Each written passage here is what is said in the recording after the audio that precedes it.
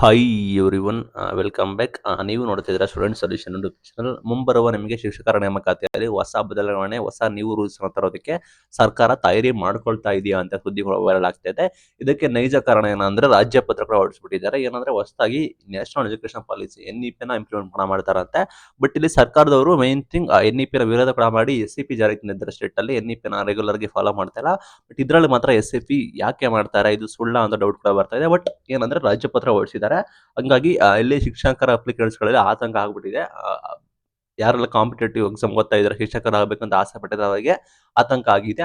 ಇಲ್ಲಿ ಏನು ಪ್ರಾರಂಭ ಅಂದ್ರೆ ಹೈಸ್ಕೂಲ್ ಟೀಚರ್ ರಿಕ್ರೂಟ್ಮೆಂಟ್ಗಳಿಗೆ ಇಲ್ಲಿ ಕಡ್ಡಾಯವಾಗಿ PG ಮ್ಯಾಂಡೇಟರಿ ಕೂಡ ಮಾಡ್ತಾ ಇದ್ದಾರೆ. ಬಿಕಾಸ್ ಕಾಂಪಿಟೇಷನ್ ಲೆವೆಲ್ ಹೆಚ್ಚಳ ಆಗ್ತಿರೋ ಕಾರಣ PG ಮ್ಯಾಂಡೇಟರಿ. TT ಎಕ್ಸಾಮ್ಸ್ ಬ್ಯಾಡ್ವಾ, TT ಎಕ್ಸಾಮ್ ಅವಶ್ಯಕತೆ ಇಲ್ಲ ಅಂತ ಹೇಳಿ ಕೆಲವರು ಕೂಡ ಮಾತಾಡ್ತಾ ಇದ್ದಾರೆ. ರಾಜ್ಯ ಪತ್ರ ಕೂಡ ವೈರಲ್ ಕೂಡ ಆಗಿದೆ. ಹೊಸ ರೂಲ್ಸ್ ಕೂಡ ಬರ್ತಾ ಇದೆಯಂತೆ. ನಿಮಗೆ 8, 9, 10, 11 ಕ್ಲಾಸ್ ನಿಮಗೆ ಟೀಚರ್ಸ್ಗಳನ್ನ ಒಟ್ಟಿಗೆ ಮಾಡಿ PU ಶಿಕ್ಷಕರ ಹೊರತು ನಿಮಗೆ HSTR ಅಲ್ಲೇ ನಿಮಗೆ ಅದನ್ನು ತಿದ್ದುಪಡಿ ಮಾಡ್ಕೊಬಿಟ್ಟು ನಂತರ ಅವರಿಗೆ ಸಪರೇಟ್ ಆಗಿ ಓನ್ಲಿ PG ಎಲಿಜಿಬಲ್ ಅಂಡ್ 50% ಅಂಕನ ನೀವು ಕಡ್ಡಾಯವಾಗಿ ತೆಗಿಬೇಕು. ನೋ TET ನಾಟ್ ನೀಡೆಡ್ ಅಂತ ಹೇಳಿ ಸುದ್ದಿ ವೈರಲ್ ಕೂಡ ಆಗ್ತಿದೆ. ನ್ಯೂ CADR ರೂಲ್ಸ್ ಕೂಡ ಬಂದಿದೆ ಅಂತ. ಬಟ್ ಯಾವುದೇ ರೀತಿ ಕ್ಲಾರಿಫಿಕೇಶನ್ ಬಂದಿಲ್ಲ. ಬಟ್ ಇಲ್ಲಿ ರಾಜ್ಯ ಪತ್ರ ಹೊರಡಿಸ್ಬಿಟ್ಟಿದ್ದಾರೆ. ಆಲ್ರೆಡಿ ನಿಮಗೆ ಅಧಿವೇಶನ ಕೂಡ ನಡೀತಾ ಇದೆ. ಬಟ್ ಈ ರೀತಿ ಶಿಕ್ಷಕರ ಆತಂಕ ಆಗಿದೆ. ಇನ್ನು TET ಬರ್ದಿರೋದು ಏನಕ್ಕೆ ಅಂತ ಕೆಲವರು ಕೇಳ್ತಾ ಇದ್ದಾರೆ. PG ಮ್ಯಾಂಡೇಟರಿ ಮಾಡಿದ್ರೆ ಬೇರೆಯವರು ಎಲ್ಲಿಗೆ ಹೋಗ್ಬೇಕು, ನೆಕ್ಸ್ಟ್ ನಿಮಗೆ ಬೇರೆ ಟೀಚರ್ಸ್ಗಳಿಗೆ, ಡಿಗ್ರಿ ಟೀಚರ್ಸ್ಗಳಿಗೆ PhD ಮ್ಯಾಂಡೇಟರಿ ಮಾಡ್ತಾರಾ ಅಂತ ಕೇಳ್ತಾ ಇದ್ದಾರೆ. ಒಟ್ಟಾರೆ ಅಷ್ಟು ಸುಲಭವಾಗಿ ಇದು ಆಗೋದಿಲ್ಲ. ಬಟ್ ಇದು ಗೊಂದಲ ಕೂಡ ಇದೆ. ನೋಡೋಣ ಶಿಕ್ಷಣ ಸಚಿವರು ಏನ್ ಡಿಸಿಷನ್ ತೆಗೆದುಕೊಳ್ತಾರೆ ಅಂತ. ಪ್ರಾಬಬಲಿ ರಾಜ್ಯ ಪತ್ರ ಹೊರಡಿಸಿದ್ದಾರೆ. ರಾಜ್ಯ ಪತ್ರ ಅಂದ್ರೆ ಅಫಿಷಿಯಲ್ ನೋಟಿಫಿಕೇಶನ್ ಅಲ್ಲ, ಅದು ರಾಜ್ಯ ಪತ್ರ ಇರುತ್ತೆ. ನಂತರ ಬೇಕಾದ್ರೆ ಸರ್ಕಾರಕ್ಕೆ ಎಲ್ಲಾದ ರೀತಿಯಾದ ಸರ್ಕಾರಕ್ಕೆ ಮಾನ್ಯತೆ ಇರೋದೈತಾ, ಸರ್ಕಾರದವರು ಏನ್ ಬೇಕಾದ್ರೆ ಡಿಸಿಷನ್ ತೆಗೆದುಕೊಳ್ಳಬಹುದು, ಏನ್ ಬೇಕಾದ್ರೆ ಡಿಸಿಷನ್ಗಳನ್ನ ರದ್ದು ಮಾಡಬಹುದು. ಬಟ್ ಅದನ್ನ ಒಪ್ಪಬೇಕಾಗುತ್ತೆ. ಈ ರೀತಿ PGನೇ ಮ್ಯಾಂಡೇಟರಿ ಮಾಡಿದ್ರೆ ಅಭ್ಯರ್ಥಿಗಳಿಗೆ ಆತಂಕ ಆಗ್ಬಹುದು.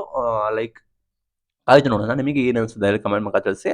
ಮುಂಬರುವ ಶಿಕ್ಷಕರ ನೇಮಕಾತಿಯಲ್ಲಿ ಈ ರೀತಿ ಚೇಂಜಸ್ ಕೂಡ ತರ್ತಾ ಇದ್ದಾರೆ ಅಂತ ಹೇಳಿ ಸುದ್ದಿ ಕೂಡ ಎಲ್ಲ ಕಡೆ ವೈರಲ್ ಆಗ್ತಾ ಇದೆ. ರಾಜ್ಯ ಪತ್ರ ಕೂಡ ಹೊರಡಿಸಿರೋದು ಗಮನಕ್ಕೆ ಬಂದಿದೆ. ಇಲ್ಲಿ ನೋಡೋದಾದ್ರೆ ಉಳಿದಕ್ಕೆ ಮ್ಯಾಂಡೇಟರಿ ಮಾಡ್ತಾರ. Only for TET HS high school teacher ರಿಕ್ರೂಟ್ಮೆಂಟ್ಗೆ ಮಾತ್ರ ಇಲ್ಲದೆ TET ಇಲ್ಲ ಅಂದು ಬೇರೆಯವರಿಗೆ TET ಮಾತ್ರ ಮಾಡ್ತಾರ ಅಂತ ಸುದ್ದಿ ಕೂಡ ವೈರಲ್ ಕೂಡ ಆಗ್ತಾ ಇದೆ. ಇನ್ನೊಂದೆಡೆ ಶಿಕ್ಷಣ ಸಚಿವರು ಹೇಳ್ತಾರೆ ಬೇರೆಯವರೆಗೂ TET ಬರೀಬೇಕು ಅಂತ. ಆ ರೀತಿ ಪ್ರಾಬಬಲಿ ಸದ್ಯದ ಮಾಹಿತಿ ಪ್ರಕಾರ TET ರದ್ದು, TET ಕನ್ಸಿಡರ್ ಮಾಡದೇ ಇರೋ ಸಾಧ್ಯತೆ ಕೂಡ ಕಡೆ ಇದೆ. ಬಟ್ PG ಮಾತ್ರ ಕನ್ಸಿಡರ್ ಕೂಡ ಮಾಡಿದ್ರೆ ಲಕ್ಷಾಂತರ ಅಪ್ಲಿಕೇಟ್ ಬಂದ್ಬಿಟ್ಟು ಅಲ್ಲಿ ಬಂದ್ಬಿಟ್ಟು ಇದಾಗ್ಬಿಡ್ತಾರೆ, ಸಾರ್ಟ್ ಆಗ್ಬಿಡ್ತಾರೆ. ಇನ್ನು ಉಳಿದವರು ಮಾತ್ರ ಆಗ್ತಾರೆ. ಹಂಗಾಗಿ ಕಾಂಪಿಟೇಷನ್ ಲೆವೆಲ್ ಜಾಸ್ತಿ ಕಡಿಮೆ ಆಗುತ್ತೆ. ಪ್ರಾಬಬಲಿ ಸರ್ಕಾರದವರು ಆ ರೀತಿ ಕೂಡ ಯೋಚನೆ ಮಾಡ್ತಾ ಇರಬಹುದು. ಯಾಕಂದ್ರೆ ಕಾಂಪಿಟೇಷನ್ ಲೆವೆಲ್ ಕೂಡ ಹೆಚ್ಚಳ ಆಗ್ತಿದೆ.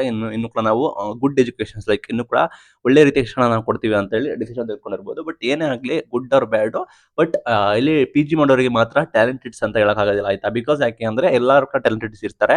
ಇಫ್ ಅವ್ರು ಎಕ್ಸಾಮ್ ಪಾಸ್ ಆಗಿ ಕ್ಲಿಯರ್ ಮಾಡಿ ಮೇನ್ ಎಕ್ಸಾಮ್ ಕೂಡ ಪಾಸ್ ಆಗಿ ಅವರು ಅಟೆಂಡ್ ಮಾಡ್ತಾರಂದ್ರೆ ಅವರು ಆಲ್ರೆಡಿ ಟ್ಯಾಲೆಂಟೆಡ್ ಇದ್ದಾರೆ ಅಂತ ಅರ್ಥ. ಈ ಡಿಸಿಷನ್ ಸರಿನಾ ತಪ್ಪ ಅಂತ ನಮಗೆ ಅನ್ಸುತ್ತೆ. ಬಟ್ ಸರ್ಕಾರದವರು ಮನೆ ಶಿಕ್ಷಣ ಸಚಿವರು ಏನ್ ಡಿಸಿಷನ್ ತೆಗೆದುಕೊಳ್ತಾರೆ ಅಂತ ಕಾಯ್ದು ನೋಡೋಣ. ನೀವು ರೆಗ್ಯುಲರ್ ಆಗಿ ನಮ್ಮ ಚಾನಲ್ ಸಬ್ಸ್ಕ್ರೈಬ್ ಆಗಿ ನಾವು ಡೈಲಿ ವಿಡಿಯೋಸ್ ಕೂಡ ಮಾಡ್ತೀವಿ. ಲೈಕ್ ಏನಾದರೂ ಅಪ್ಡೇಟ್ ಕೂಡ ಬಂದ್ರೆ ಇದು ಇವತ್ತಿನ video. Thank you for watching. Thank you.